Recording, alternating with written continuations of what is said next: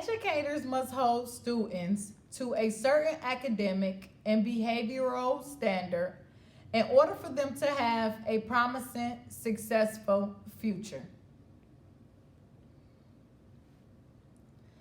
Many educators would not dispute the fact that our American educational system need enhancement. One specific educator by the name of Joe Louis Clark gained public attention back in the 1980s for uncommon and controversial disciplinary actions as the principal of Eastside High in Paterson, New Jersey, which led him to be the subject of the movie Lean on Me, starring Morgan Freeman. The late U.S. Army drill sergeant Joe Clark had a background of being a disciplinarian by nature. However, his style wasn't totally fit on punishing. His approach as principal forced students to also be encouraged, have school pride, as well as good behavior. According to a former student by the name of Dr. Pinky Miller, when Mr. Clark arrived to Eastside High, he was faced with many social and criminal problems. Eastside High was a dangerous place in the 1980s, she said. Students were affected by being exposed to drug dealing and race riots. Some students also got their items stolen. And if you had on expensive sneakers, other students would rob you, quoted Miller. But Mr. Clark was not afraid to get tough on difficult students. He carried a bullhorn and baseball bat through the halls, demanding safety. He even expelled over 300 students who were frequently tardy, absent from school, sold drugs in school, abused their teachers, or caused trouble. I believe what Joe Clark did was necessary. I have also decided to speak to you about Clark since him and I share the same view. School systems are failing, which is the reason this topic will be more than relevant to discuss. Those same issues Joe faced back in 1980 are still present in today's schooling, such as homelessness, poverty, teenage pregnancy, family factors, bullying, suicide, student attitudes, and behaviors. I am a mom, and for me, I'd be worried every single time I send my son to a school such as Eastside High if Joe Clark wasn't present.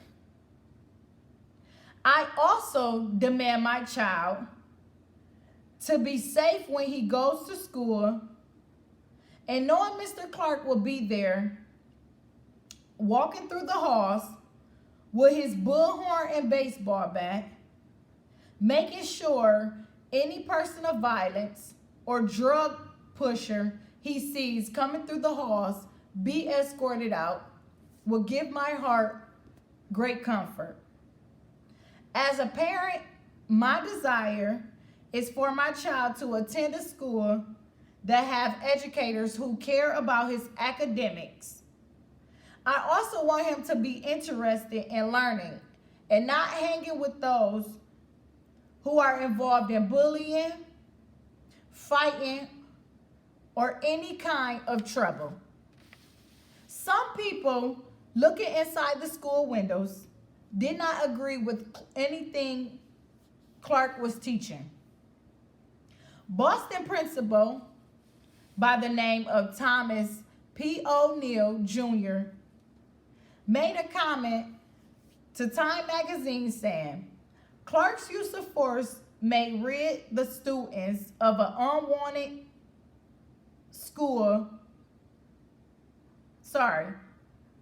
Clark's use of force may rid the school of unwanted students, but he also may be losing kids who might succeed.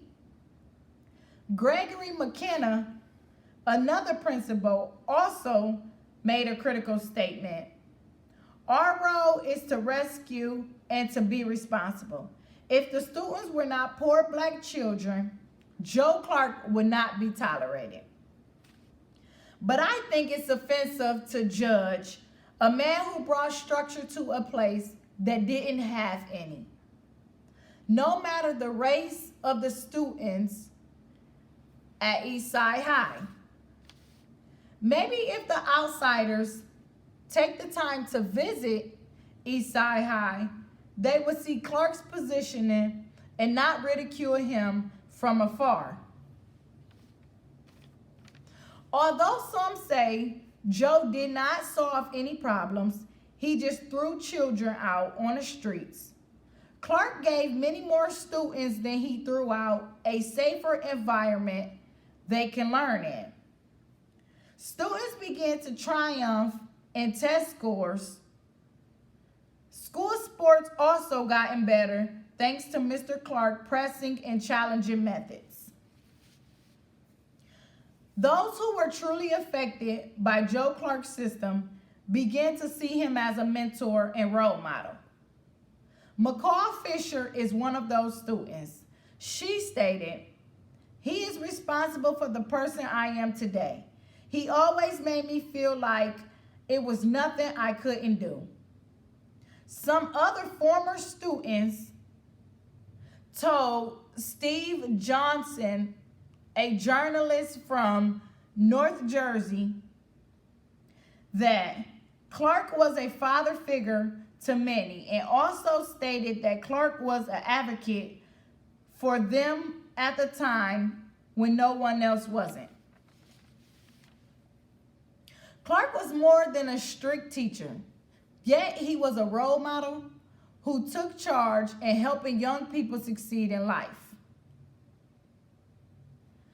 Vivian Gaines, a retired city teacher and school administrator, said to Steve Johnson, a journalist, "Clark was a very passionate and caring individual.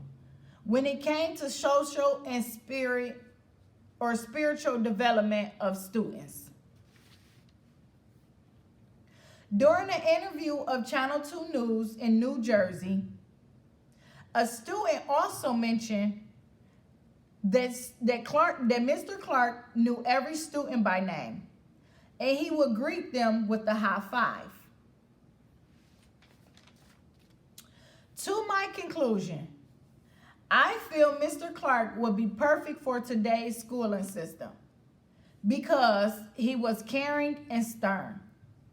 Most students are disobedient because they don't have leadership or strong males to guide them and help them navigate through life.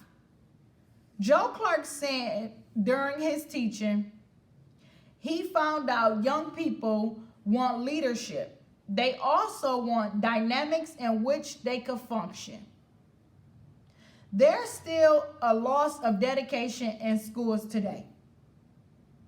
Morgan Freeman stated, "Some people today may shun strict teachers because they don't understand the greatest thing you can have is a great teacher you can look back on."